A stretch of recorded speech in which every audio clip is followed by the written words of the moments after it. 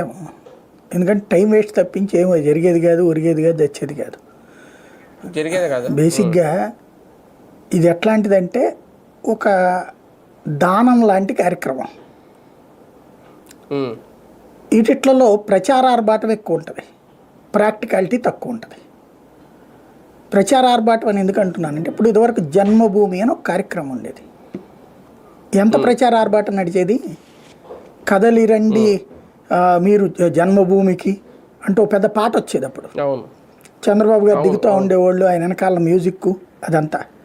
ఏంటయ్యా అంటే, ఓ రోడ్డు ఎవరైనా డబ్బులు ఇచ్చి చేయించండి, ఓ స్కూలు ఎవరైనా డబ్బులు ఇచ్చి కట్టించండి, కట్టిస్తే మీ పేరు చెప్తాం.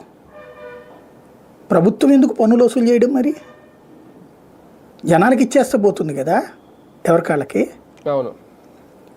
అంటే నువ్వు అక్కడ చేయలేనని చెప్పేస్తున్నావు, చేతులు ఎత్తేస్తున్నావు, ప్రజలకు అప్పచెప్పేస్తున్నాను అంటున్నావు.